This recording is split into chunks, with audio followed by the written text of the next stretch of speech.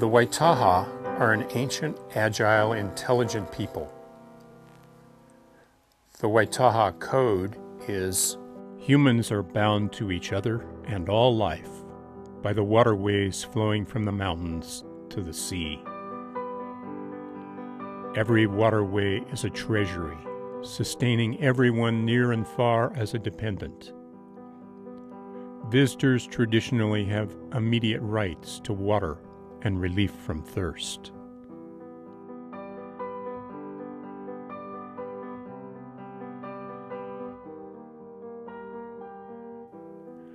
My father was a fisherman. He gifted me a childhood by lakes and rivers.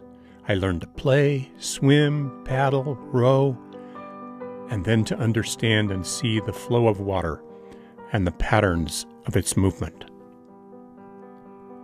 Te Poroho Ruka Te Kora Kora is Whatukura of the Waitaha Nation.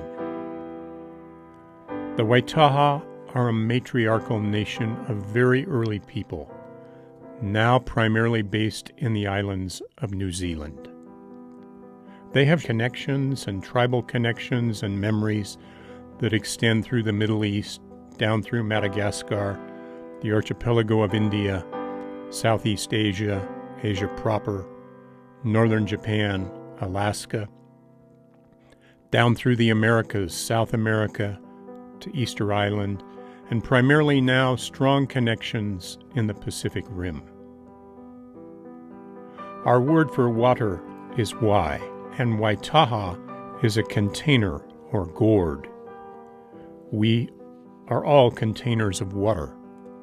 We're 80% water. Te Poroho Ruka and the Ruka family contingent are part of the gathering of ancient peoples who formed the Waitaha Nation, and they are descendants of Mary Ruka, who was the director of all works for the first pharaoh of the 6th dynasty during the Old Period of Egypt. Mary Ruka was married to Pharaoh Teti's daughter. His name means water of the world, known and unknown. Mere Ruka was named for a phenomenon that was coming at them at light speed. And I'm talking about the encroaching desertification. Of Egypt. Yes. Of Africa. Of Africa. Yeah. Of all the Middle East. Beginning from the east, coming into the west. And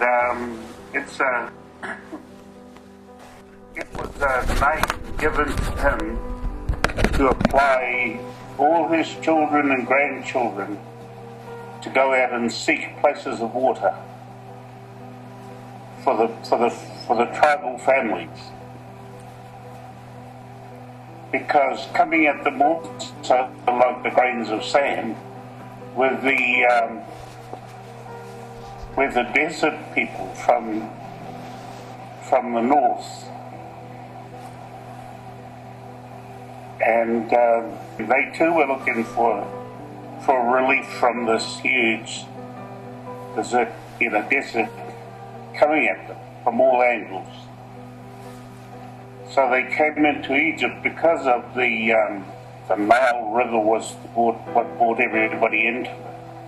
And it just so happens that this is about the turning time of the world, where again water is going to be the precious commodity.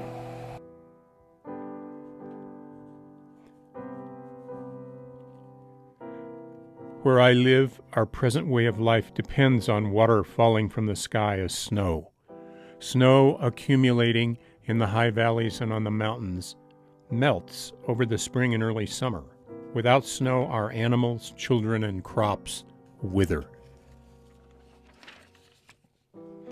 We are in transition. This is again a turning time of the world where water is remembered to be precious. We are in a major water change like the one confronting Mary Ruka. And today, water is a commodity, bought and sold. Barbed wire fences are stretched across rivers and around lakes. Springs are enclosed and privatized. Even so, water remains the foundation of everything. Water came first. As much as we thrive on solid ground and seek stability and security, the world, weather, economy, food supply, health, and governments are constantly in a changing, fluid state.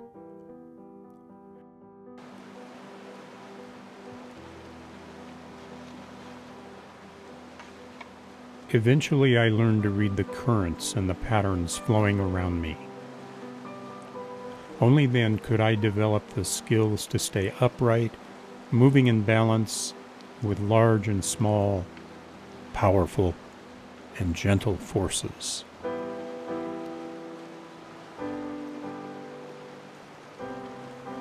These lessons became valuable in looking at all forms of patterns and cycles.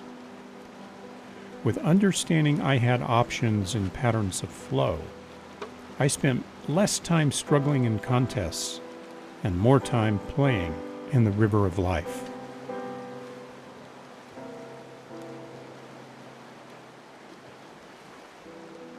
My strength is not my ego, and yet this paradox arrived late into my awareness. Today, in my 7th decade, I've calmed down enough to see a wider panorama, just in time for grandchildren.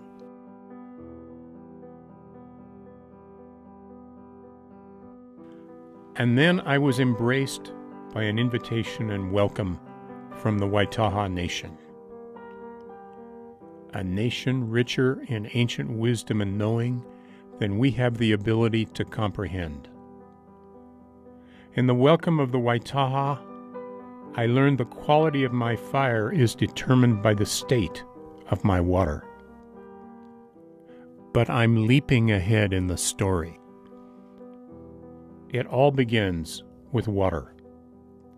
The Waitaha have been surviving violent assimilations for thousands of years and continue to stand tall and share their wisdom about water.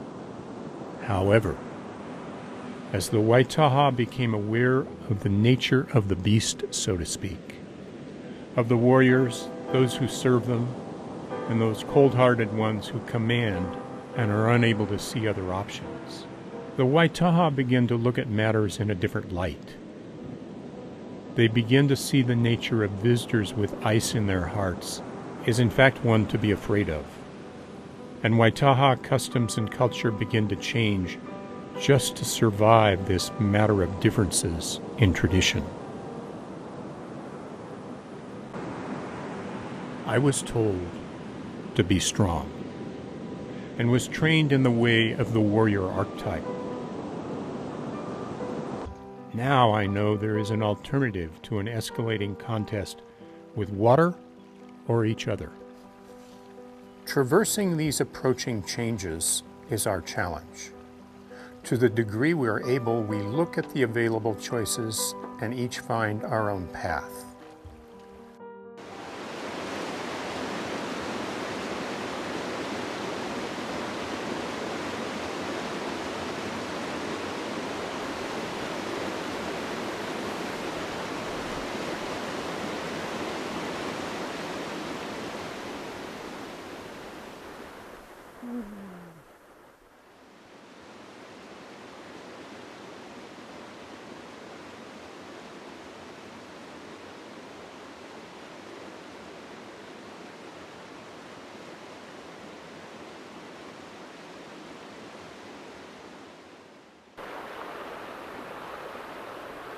Thank you, water. I love you, water. I'm so grateful for you, water.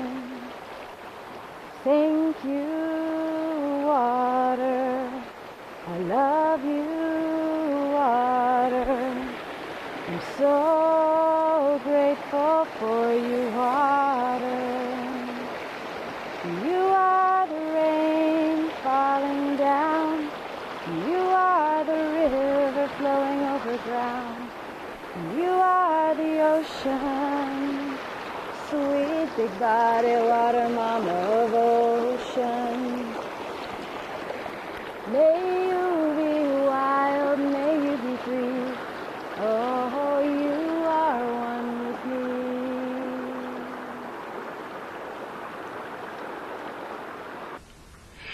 That's why I make a thing to drink a glass of water whenever I go. That's my first job, so I can mix with the local water. So when you go to a new location, the first thing you do is drink a glass of water.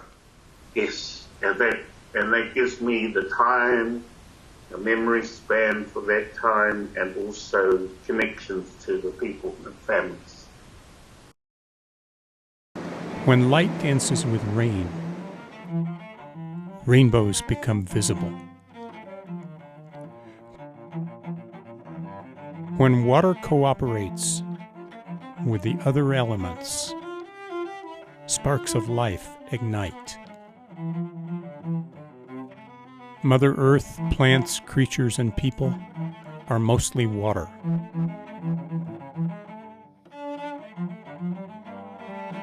Water changes state from formless, transparent liquid to steam and vapor, snow and ice.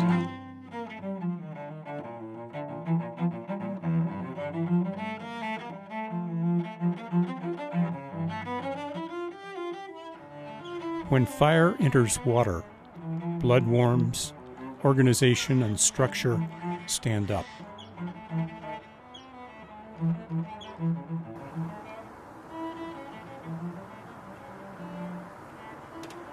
We are all water carriers, all carriers of intention. When you go to a new land, you watch the water. You check the fish and see if they're deformed. And if they're not, you know that water's clean. You do that with every living thing on the new land. You collate it, you put it into your library, you store it.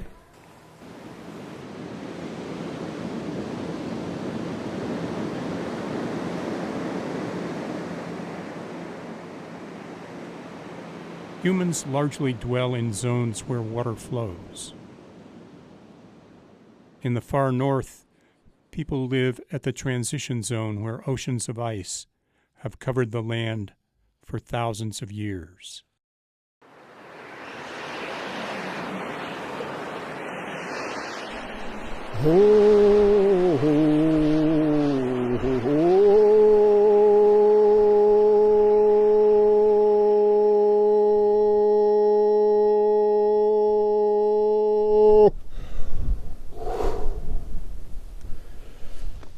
Standing tall and powerful as you are meant to be for times and times to come. The old people speak of that often. They say that my people one day, long ago, they were walking in this land, tall and powerful as they were meant to be. But then there would be times in which they would fall. And lo and behold, they did fall. And how do we know that? They became colonialized and subjected to things unmentionable in these days of language.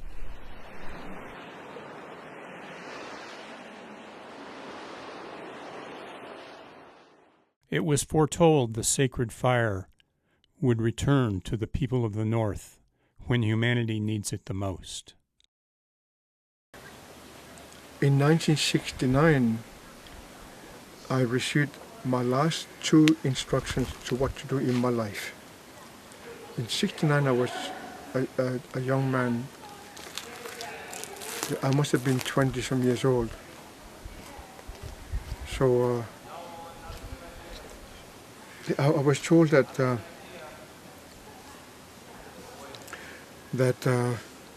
they say that one day when the world needs it most, the trees will stand again. And when they do, the sacred fire will come home.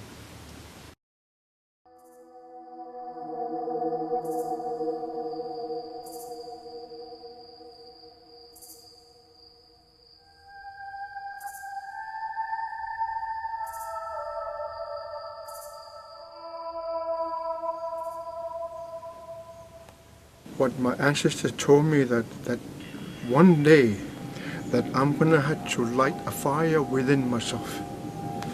And I try to imagine that I would be lighting a fire within myself. It's very difficult to comprehend the significance and the beauty of what these people are saying. I had to learn to light within myself a fire, which at the end will melt the ice in me.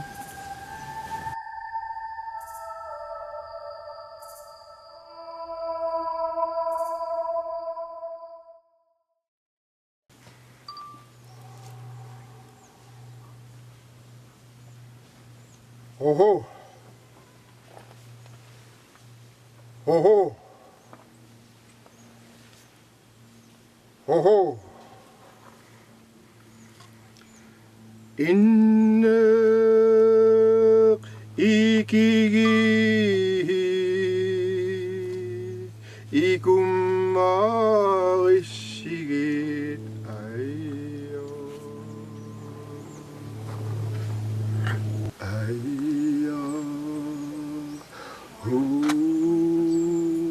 inner ikipo ikumarishigit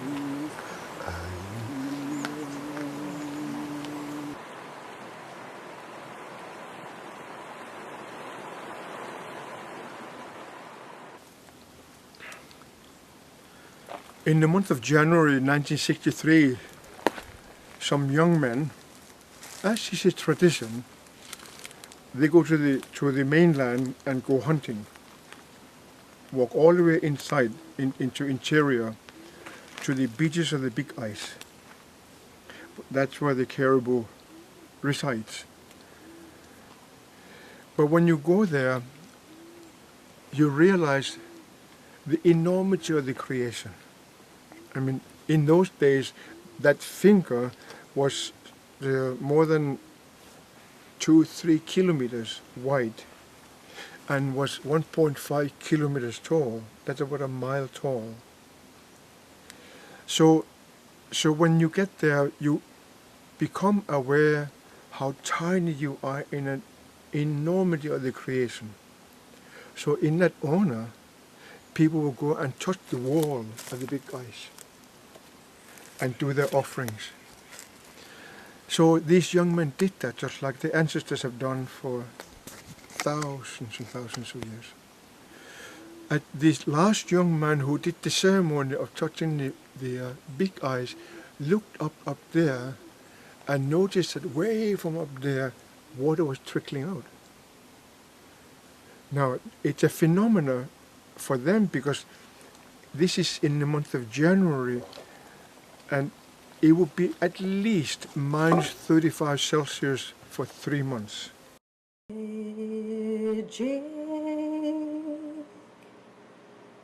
Inspiration. Do you remember?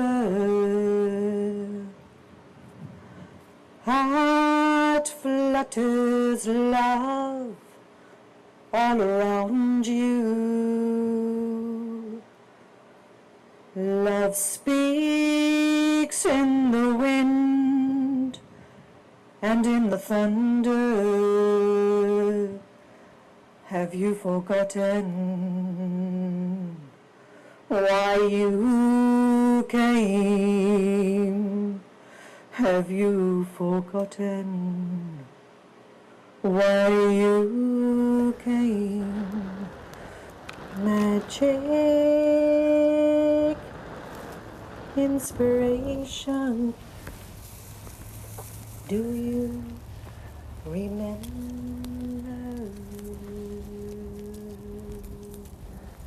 Tending the fire of my unique identity is the most natural thing to do, and it's the most challenging thing to do.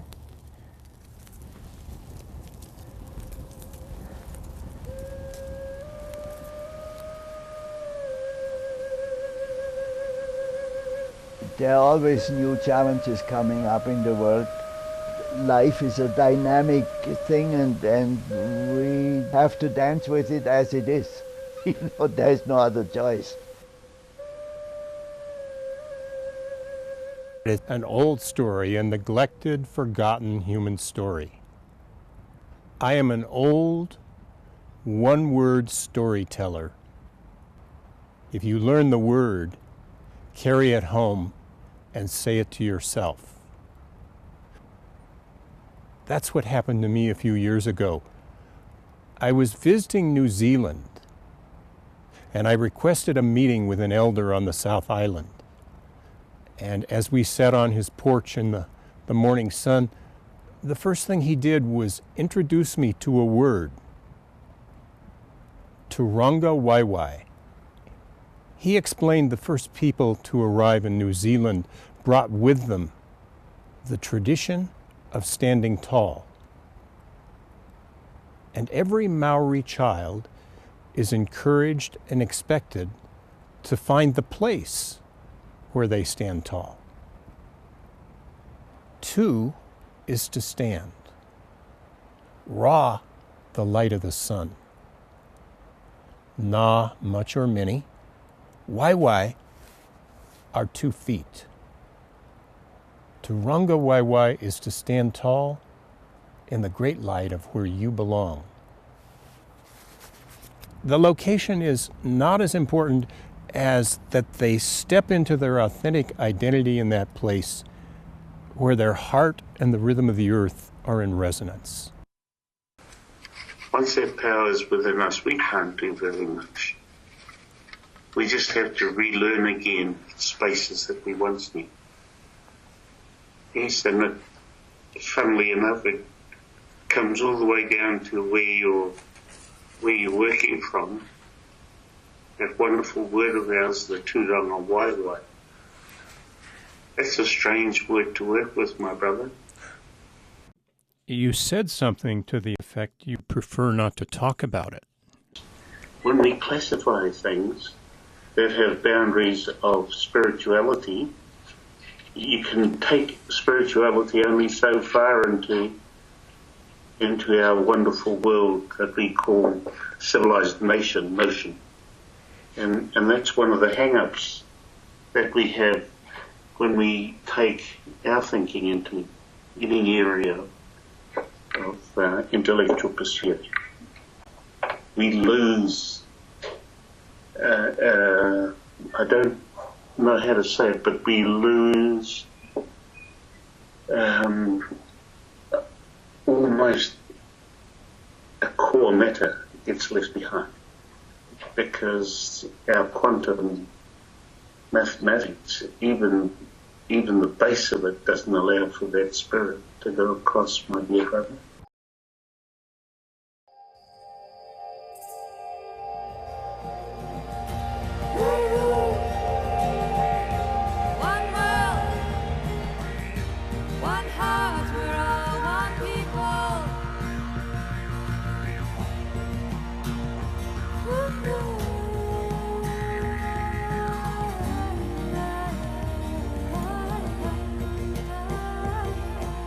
It's not out there, it's in here.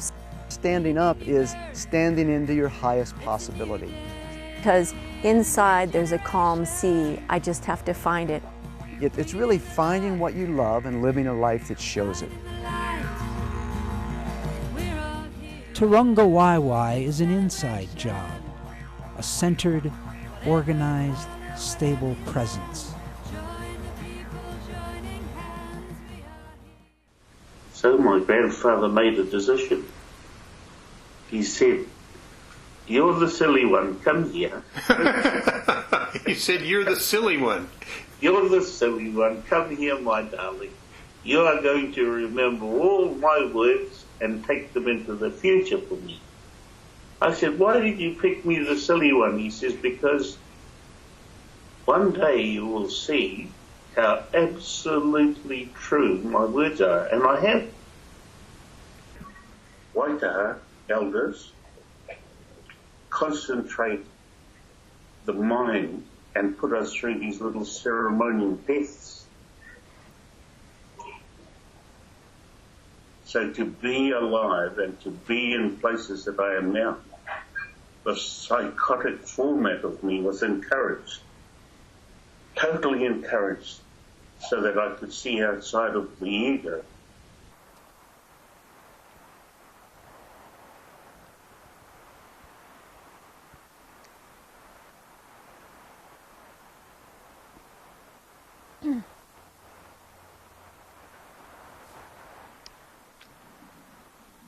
These are gooseberries, yes, like a wild currant. Really delicious. I'll bring them back for breakfast.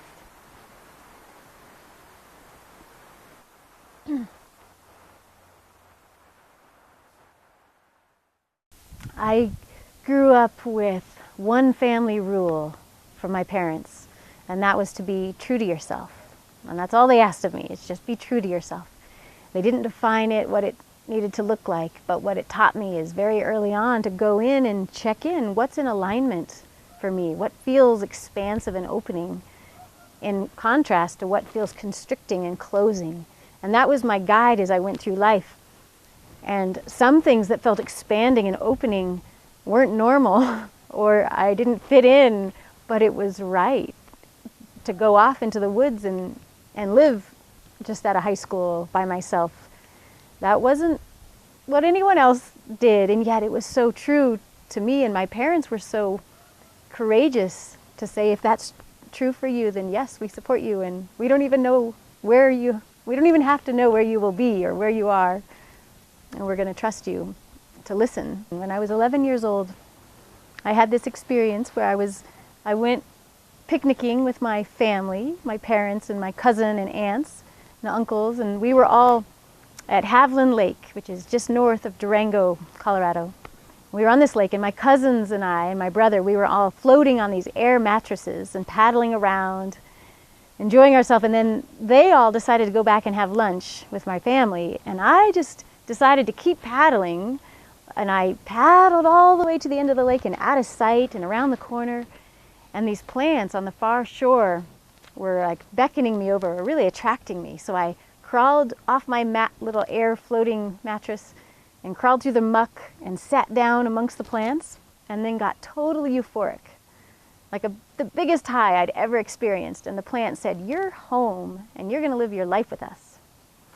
And that feeling has stayed with me really strongly ever since, of just that intimacy of feeling at home out in wild places, connecting with the plants. And it's guided me my whole life to continue to learn more and go deeper.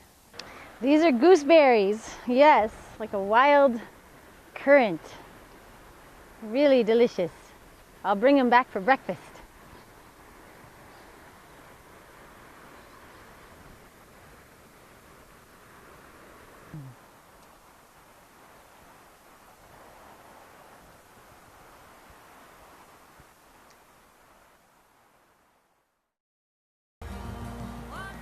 My mom and I were running racing when I was about 6 years old, and we raced and I beat her.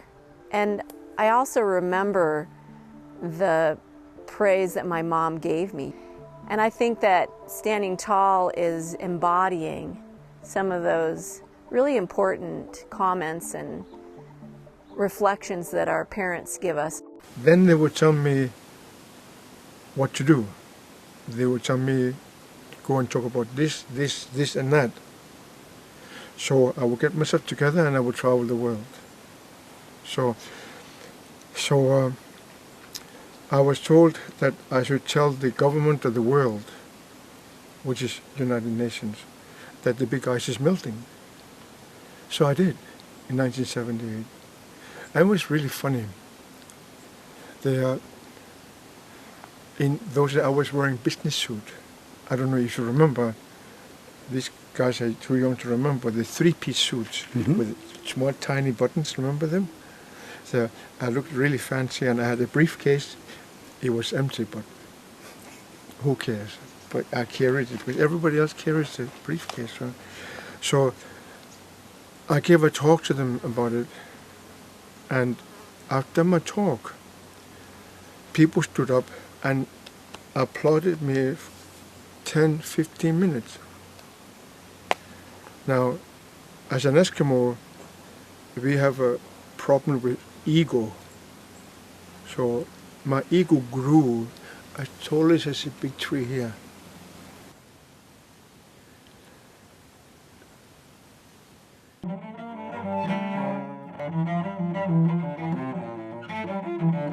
Each intelligence is trying to order things to suit itself.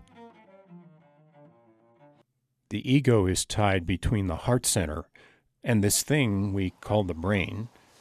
And the ego is a marvelous tool that can help us care for a complex, sustainable farm, or go the other way and it can make your head swell.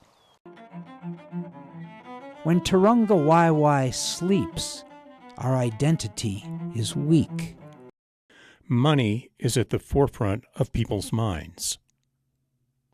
All of us, looking for dollars and forgetting our identity, forgetting our Turunga Waiwai, forgetting why we came. My ego sees me as separate from the outside world, a separate identity. As a benefit, my ego can help me recognize a foolish assumption or recognize the truth. The risk is, my head gets so big I have distrust or disdain for others and nature. We live in a world based on me and I. I am the center of my universe. I want this, I want that. I go to McDonald's, I want my hamburger now. I want my car filled up now. I. Hang on a minute. I is not sustainable. I can't recreate or procreate. It takes two of us. You and I, it's not going to work. Right. But it takes two to procreate. So the least sustainable number in the universe is 2. Now if you have male and female, call it essence, whatever you like, and they procreate, they create 3, 4, 5, 10 or whatever. It's exponential. It just grows and grows and grows. So what we have is we have a possibility where we've disconnected so much that we live as individuals in our little houses, drive our little cars to our little place of work, and there is no connection. If you do that with your food, and if you do that with medicine, you're in big trouble.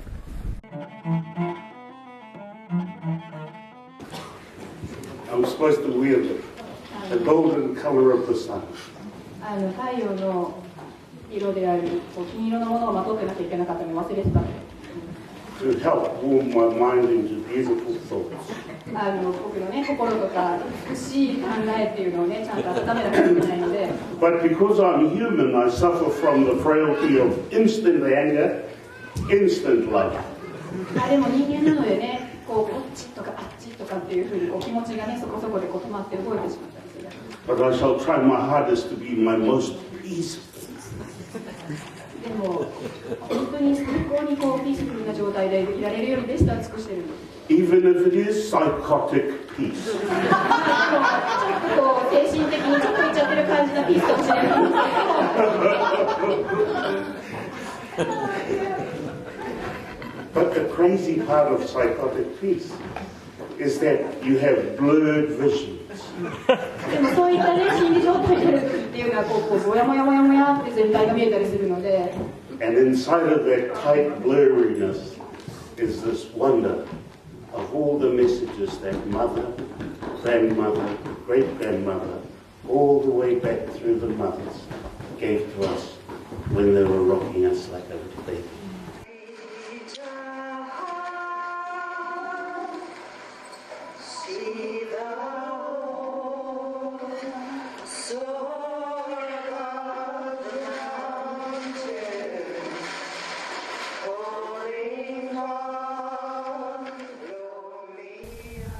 When I speak about the relationship that we have with plants and that I have with plants, I often refer to deeply listen and use your intuition and your instincts and allow the plants to teach you from the inside out.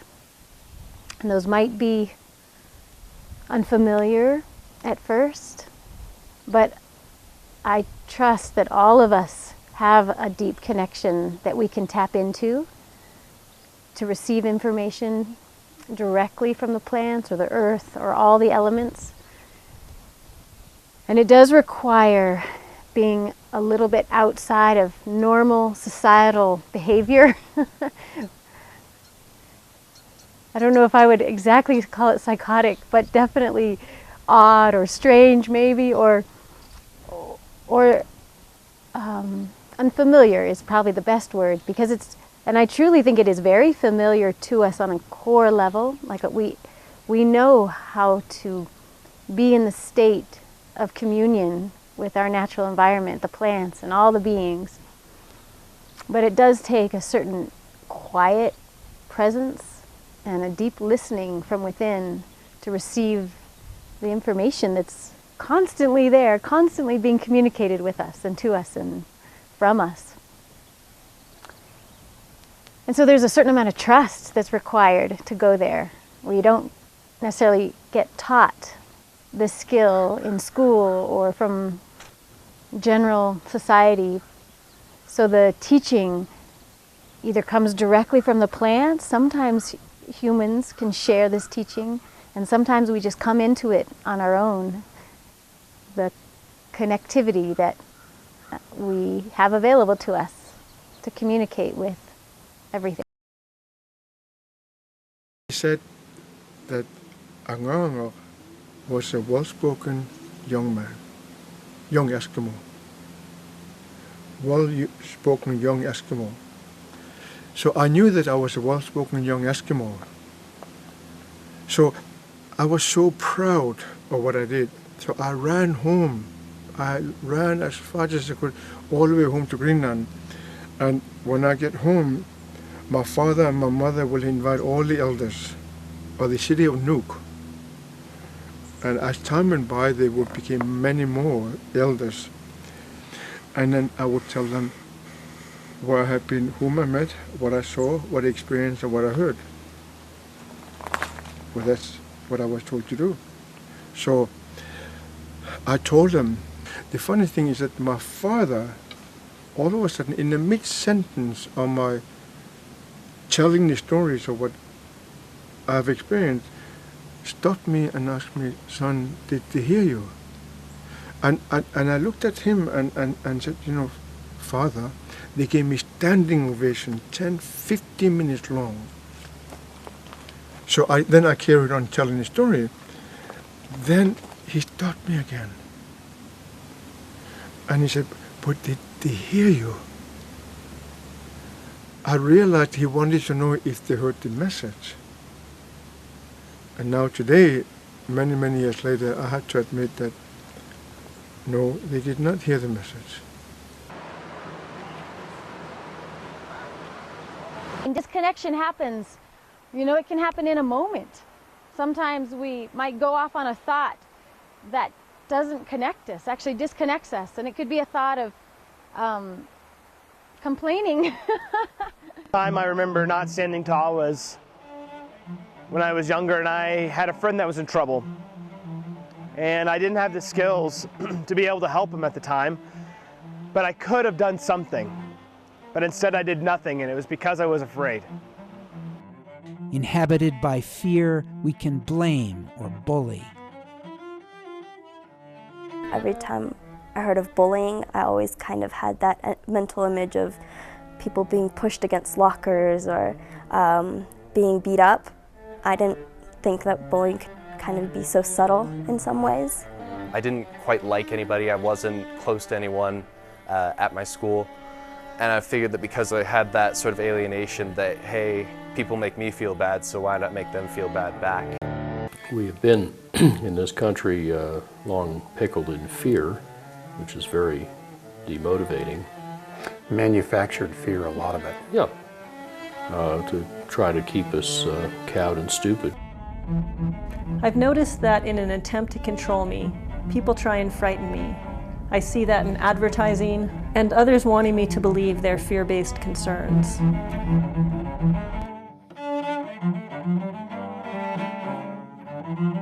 There are people who use their fire to bully and colonize. I mean, I think life is a sense of either expansion or contraction. And every day we contract. Every day there's a moment that we feel like we can't stand up.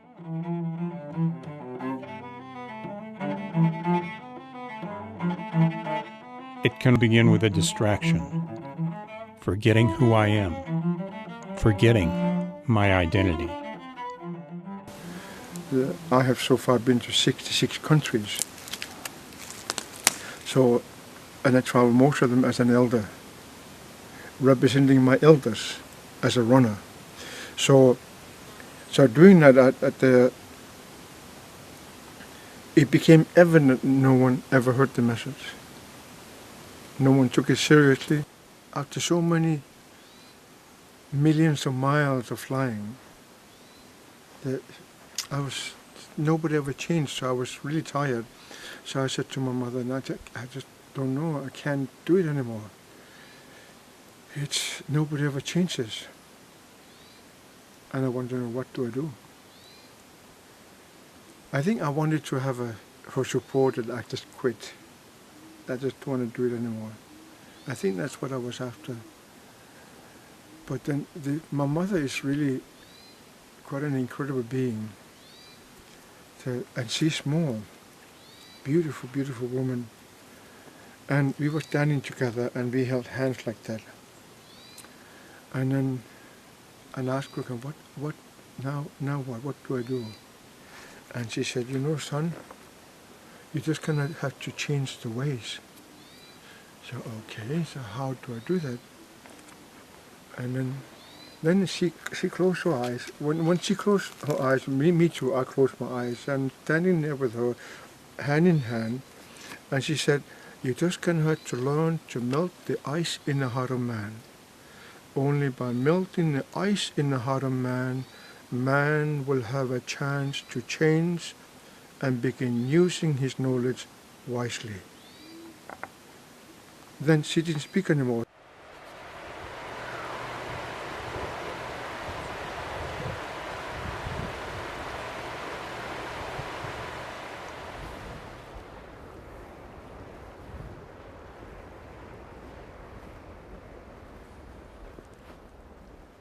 We stand alone and wonder why our hearts ache. We stand apart and feel we don't belong. Soften your heart and let nature put her arms around you, and you'll remember why you came, and you'll remember why you came.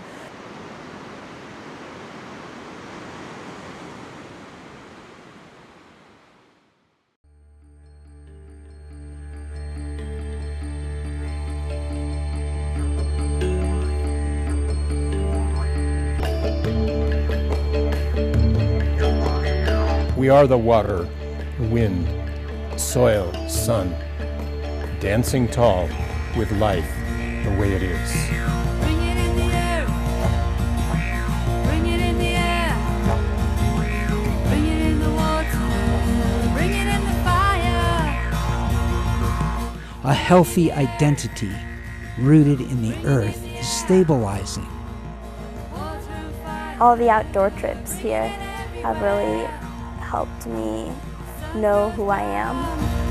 Over Avalon, burning in the red sky, shining on everyone.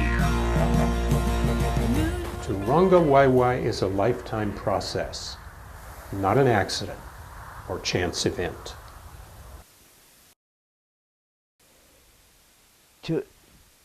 To live well on this planet, you first of all and foremost have to learn how to breathe well. Breathing. To continue to stand tall would be to breathe and take in deep breaths of fresh air whenever I feel I need to make a decision. They began experimenting with various drugs and alcohol, and so I said no, and I said no to my best friends, but it made me feel good afterwards to really tell myself that, you know, I have the courage to stand up for myself. I use my breath to stay nourished, to climb over the passes or continue on. And I find that by pulling in all this energy on the in-breath and filling every cell of my body up, and I also consider it with love too, and then on the exhale, I release it all in gratitude and give it all away, and I become nothing for a second. So my ego disappears, and I'm just connected to everything else and giving gratitude. And then in the next moment, I bring it all back in and I'm everything again, filled up. And then I let it all go. And I find this exchange is so powerful. And it continues to lead me deeper and deeper into a relationship and into a connection.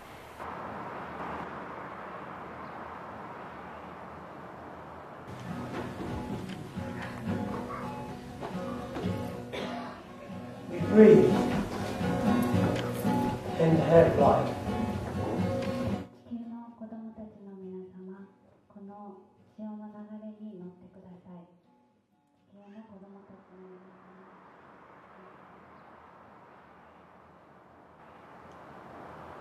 Turunga Waiwai is a flame of healthy good-heartedness. Now, honey, which one of these is best to cook? Cook? I cook. What are you going to make? I just cook the saute. I just cook them in the mornings and Get a pastry. Well, these are really good. These are sweet, but those are number 2s in this. We have a very tight-knit community, and because we're so tightly knit, we really can't be mean to each other without just feeling incredibly bad ourselves. Standing up is standing into your highest possibility, standing into that which you truly love and believe in. Then I think we move into the mystery, because we don't know what's going to happen when we stand up. I know that the connection to power and possibility is there, but it's always a mystery. Standing tall, Turunga Waiwai, is about the inner fire, lifting us from within with the family of life, in total connection. An idea so simple, and yet a profound paradox. Turunga Waiwai is fire. The fire of each unique identity celebrating life. Avoiding unnecessary violence, governing the interplay of strength and weakness. Nothing is created outside until it is created inside first. To the south live water carriers who have been passing the wisdom of Turunga Waiwai to their grandchildren for over 4,000 years. They are the nation of Waitaha. The beauty of the Waitaha is that they are not localized. Their wisdom resides in the grandmothers and is hidden in the hearts of grandchildren all around the world.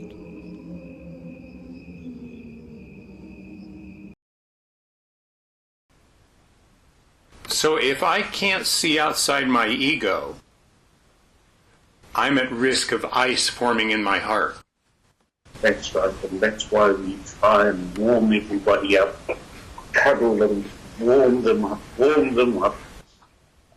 So Turunga Waiwai is big love, altruistic love. Altruistic love to the absolute benefit of your extended family, of your nation.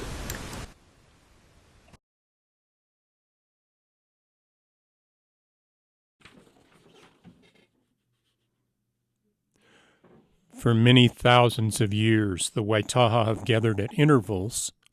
Originally, these meetings were once every 100 years. Then, as changes were observed to be speeding up, the timing moved to every 75 years. And more recently, for many generations, at 50-year intervals. The purpose of their coming together is to share water wisdom. In 2014, for the first time, outsiders were invited to a Waitaha water gathering.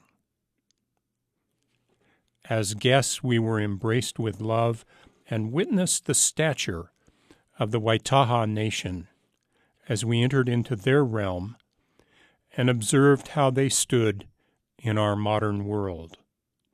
The interface occurred at a hotel conference center on the North Island of New Zealand.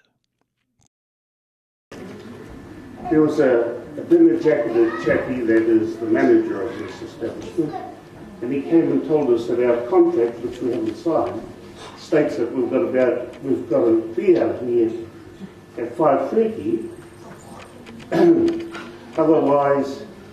otherwise we have to pay. My understanding was that everything went from 12 in the morning, a.m., to 12 p.m. That's Waikaha time. So, remember that you are sitting on an atomic bomb at the moment because there's administration telling us what to do with our time, and I'm telling them what to do with their time. So welcome to the real world of the clash of cultures.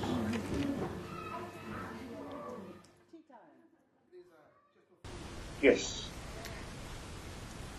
and this is why I had to take the formal controls so to enable them to see that there are ways that they must act and react in this modern day so that the messages can get through successfully.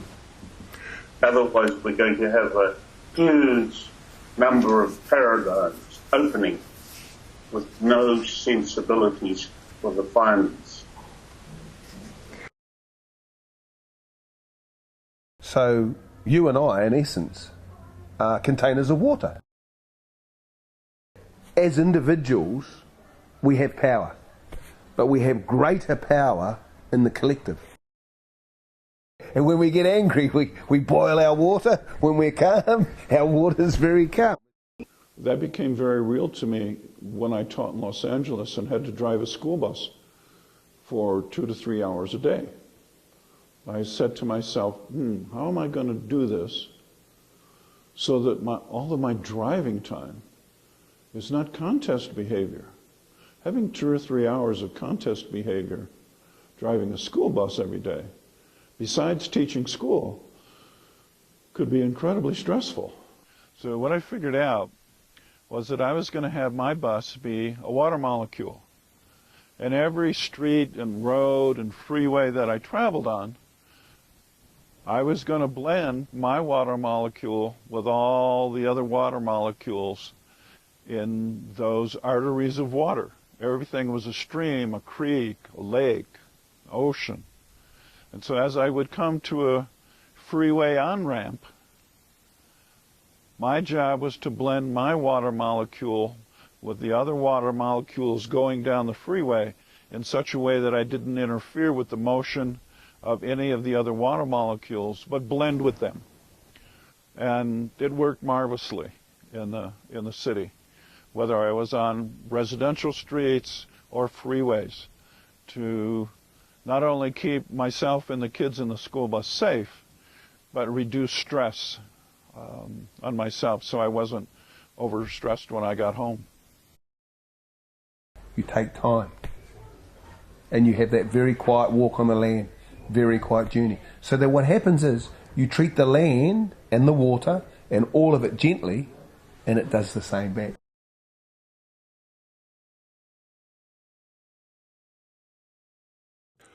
Water forms in a state suited to carrying the fire of my intention, the intention flowing between us.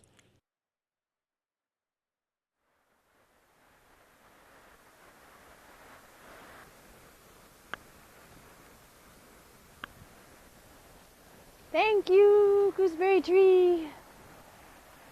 These are wild gooseberries, or dark currants. There's something about that. The taste is exquisite. It's the dark minerals that make a berry purple that is so good for the emotional, sort of the hormonal system. Thank you.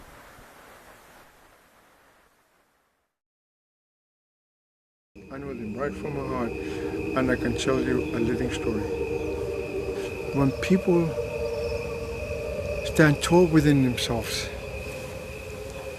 they understand the beauty of love for one another.